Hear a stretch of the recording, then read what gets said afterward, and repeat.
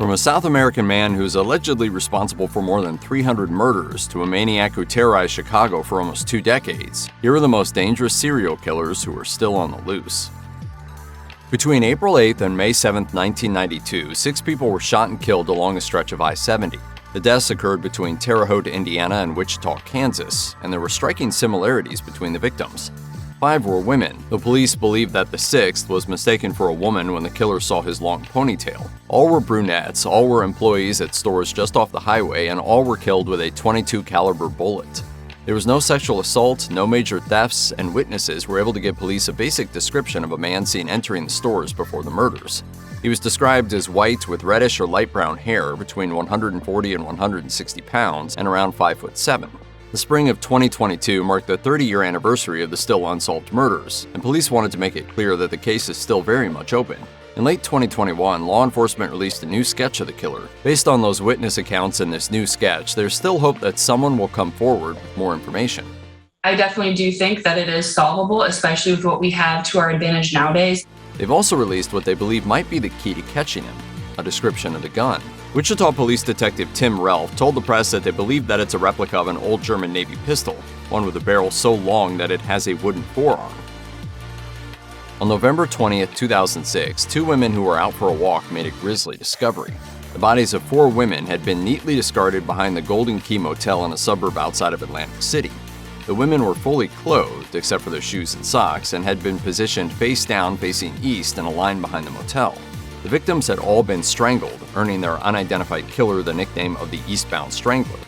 Law enforcement said that at the time there was definitely no shortage of suspects. One by one, however, they were cleared of the murders until ultimately there were no more. An appeal for information on the 4 murders was reissued in the last days of 2021, with Chief of County Investigations Bruce Shields saying, 15 years later, we have not made an arrest for these homicides, but we're always looking, we're always working and re-examining information about this case. We haven't stopped. We won't stop. A $25,000 reward has been issued for information leading to the killer's arrest, which can be shared with any local law enforcement bodies. The Albuquerque Journal calls Central Avenue a high crime area, and it first earned that reputation back in 2001 when women started going missing more often than usual. Almost a decade later, on February 2, 2009, a human bone found by a woman who was out for a walk ended up being part of a crime scene on a scale that no one could have imagined. Ultimately, 11 women and 1 unborn child were found and identified, all of them attributed to the so-called West Mesa bone collector. Their life stories were varied. While many had connections to the drug and sex trade, others did not. Selania Edwards was just 15 years old when she disappeared, and 22-year-old Michelle Valdez was pregnant. Hundreds of people were interviewed and many suspects were investigated. For a while, the APD believed they were closing in on the killer. Our suspect pool is pretty solid. However, their optimism was misguided, and the identity of the West Mesa bone collector remains a mystery. According to the city of Albuquerque, there is a $100,000 reward being offered for information about the killer. Any tips should be directed to investigator Pedro Lopez or given via Crime Stoppers. Back in 2019, the Chicago Tribune reported that police were assigning a designated task force to investigate the theory that there was a serial killer stalking the city. For many, it was an investigation that was long overdue. It came more than a year after the news outlet had run another story connecting the deaths of at least 75 women who had been killed, all via strangulation between 2001 and 2017. The Tribune's initial story ran in 2018, and even as law enforcement balked at calling it what it was, 4 more women turned up dead in the same manner.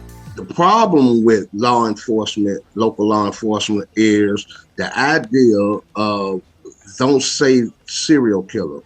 However, they did ultimately admit that a serial killer being on the loose was a distinct possibility. While they claimed that there was little concrete evidence to link the victims, the Tribune reported that others had seen a very large link. Most of the victims were black women.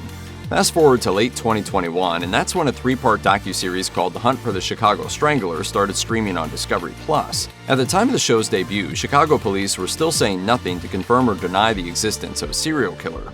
And at the same time, PBS says activists were demanding answers. Director Jennifer Anderson told them, "I think these women are not just a name on a spreadsheet or police file. They had real lives and were missing something because they're not here. They deserve justice."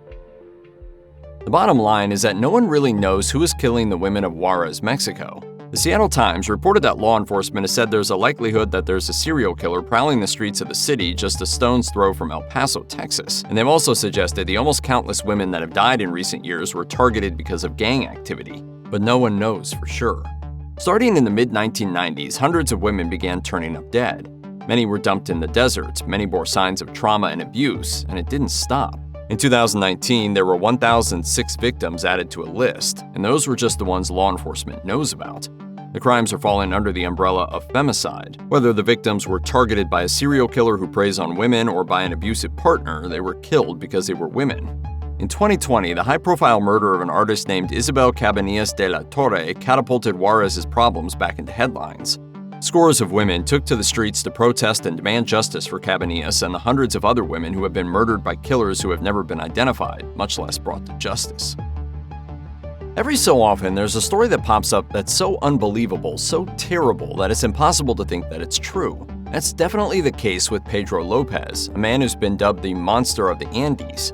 After being kicked out of his home as a child after assaulting his sister, Lopez grew up on the streets of Colombia. He traveled across South America, raping and killing as he drifted from one country to another. Nearly executed for his crimes in 1978, he was given a second chance by a missionary who put in a good word for him and unknowingly kept him alive to keep preying on more victims. It's unknown just how many people he killed, but the numbers are staggering. He confessed to killing as many as 2 or 3 people a week.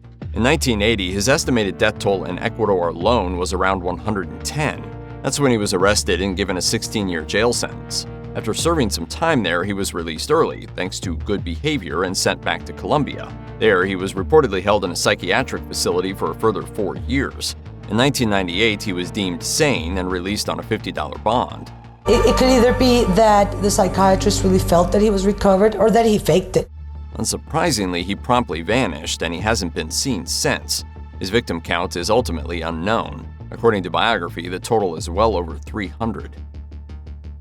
Since the early 1970s, authorities have been finding discarded bodies in an area of Texas that runs along I-45, known ominously as the Killing Fields. It's an easy place to dump a body, and you can get away with it.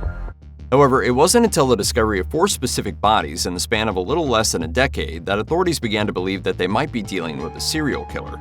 Heidi Villarreal Fay went missing in 1983, and her remains turned up a few months later after a dog dug up her bones. A little less than 2 years later, the remains of 16-year-old Laura Miller were found not far from where Fay had been left, and during that investigation, a 3rd body was found. She was known as Jane Doe until she was finally identified in 2019. Her name was Audrey Lee Cook.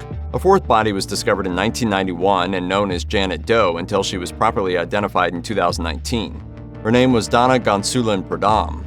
According to the FBI, there are no known connections between the victims, and no witnesses have come forward to shed light on what happened to the women in their last moments. The Washington Post says that there have been plenty of suspects and even some false confessions, but the investigation had stalled completely between the discovery of the 4th victim and the discovery of their identities, while 4 families have spent years wanting to know what happened in those Texas fields. With the identification of the final 2 victims, law enforcement has once again issued an appeal to the public, with Special Agent Richard Renison saying, "Anything anyone in the public knows, no matter how small they think it is, we really want them to come forward because it may be very significant to us." Law enforcement agencies have a ton of resources at their disposal, including the Murder Accountability Project, or MAP. Created by investigative journalist Thomas K. Hargrove, it's essentially a database that collects information from various law enforcement agencies and compiles it into a massive file on murders.